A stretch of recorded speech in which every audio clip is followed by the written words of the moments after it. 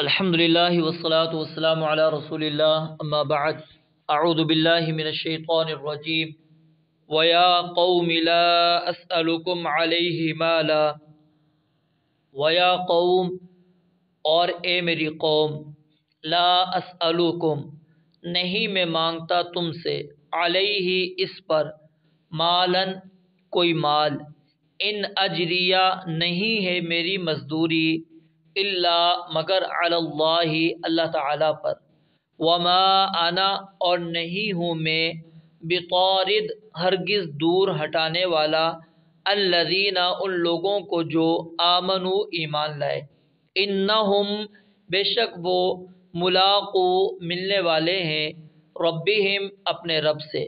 ولیکنی اور لیکن میں اراکم تمہیں دیکھتا ہوں قومن ایسے لوگ ایسی قوم کہ تجہلون تم جہالت برتتے ہو ویا قومی اور اے میری قوم من ینصرنی من اللہ کون ہے جو میری مدد کرے گا اللہ تعالیٰ سے ان طردتہم اگر میں نے انہیں دور ہٹا دیا ان کو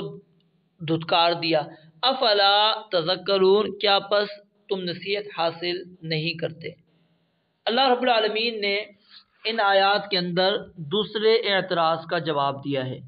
اور وہ اعتراض کیا تھا ان کا کہ تیرے پیروکار کون لوگ ہیں جو ہم میں سے سب سے زیادہ رذیل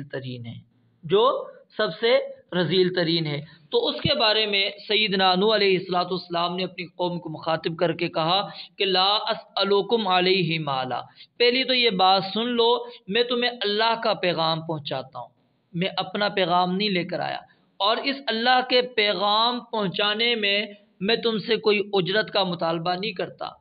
کہ تم سمجھو کہ کہیں نوح علیہ السلام نے یہ مال کھینچنے کے لیے نبوت کا بہانہ کھڑا کر دیا ہے تاکہ اس کے ذریعے سے مال حاصل کر لے،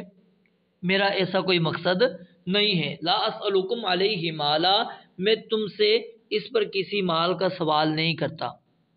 کیوں؟ ان اجریہ الا علی اللہ، میری مزدوری تو اللہ کے ذمہ ہے، اللہ نے مجھے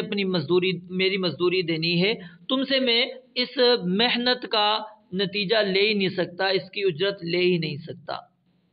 وما انا بطارد الذین، اور جہاں تک تعلق ہے ان لوگوں کا کہ جن کو تم کہتے ہو کہ میری پیروی کرنے والے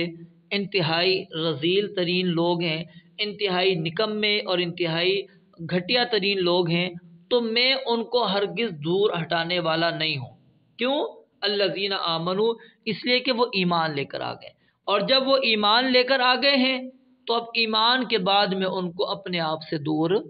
نہیں کر سکتا، وہ میرے ساتھ ہی رہیں گے، اس وجہ سے کہ انہم ملاقو ربہم، کیونکہ وہ اپنے رب سے ملنے والے ہیں۔ اب یہاں پر رک کر ایک آپ نبی علیہ السلام کو بھی دیکھیے کہ جب قریش کے سرداروں نے رسول مکرم صلی اللہ علیہ وسلم سے یہ مطالبہ کیا تھا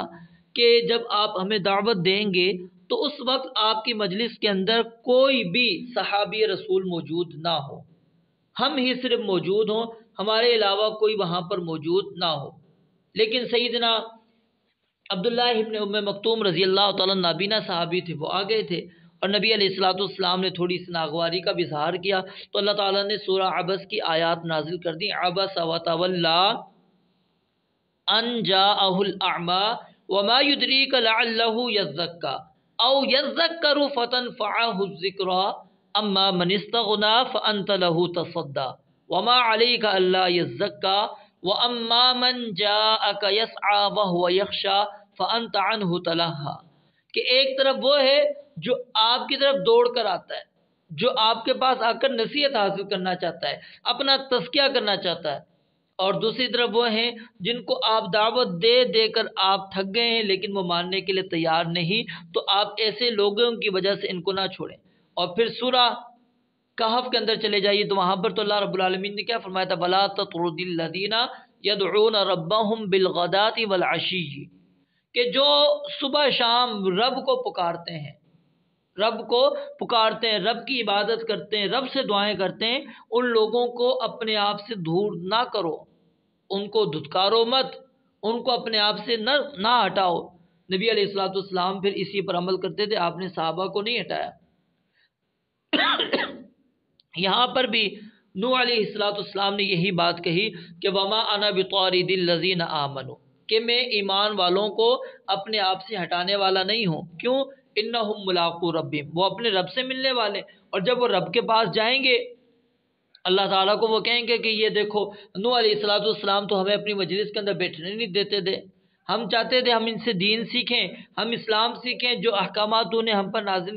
جو ہمارے لیے احکامات ان پر نازل کیے ہم اس کے ذریعے سے حاصل کرنا چاہتے تھے، لیکن یہ ہمیں بھگا دیا کرتا تھا، ہمیں تو اپنے قریب نہیں لانے دیتا تھا۔ تو ولاکنی اراکم قوما تجہلون، اور کہا کہ جہاں تک تعلق ہے تمہارا، تم تو جاہل قوم ہو، تم تو نادان قوم ہو، تم جہالت برتتے ہو، تمہیں نہیں پتا، تم ظاہری چیزوں کو دیکھ رہے ہو، حقیقت پہ غور نہیں کر رہے کہ کون اللہ کے نزدیک ہے اور کون اللہ سے دور ہے۔ یہ لوگ جن کو تم رذیل ترین سمجھتے ہو یہ حقیقت میں اللہ کے قریب ہیں، اور یہ رب سے ملنے والے ہیں، ان کو یقین ہے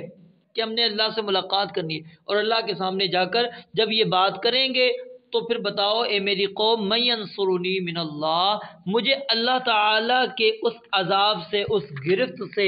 کون بچا سکتا ہے؟ جب اللہ تعالیٰ نے مجھے پوچھ لیا کہ بتا نو ان کو تو نے دور کیوں کیا تھا، کون ہے میری مدد کرے گا؟ من اللہ، اللہ سے، ان طردتہم، اگر میں ان کو دور ہٹا دیتا ہوں، افلا تذکرون، اللہ کہتے ہیں کیا تم نصیحت حاصل نہیں کرتے؟ غور کرو، تدبر کرو۔ اللہ کے ہاں وہ شخص جو انتہائی نکما ہے، یا انتہائی یوں کہہ لیجئے کہ وہ کم تر درجے کا رہنے والا ہے، لیکن وہ ایمان والا ہے تو اللہ کے ہاں بڑی اہمیت ہے اس کی۔ لیکن اگر مالدار ہے،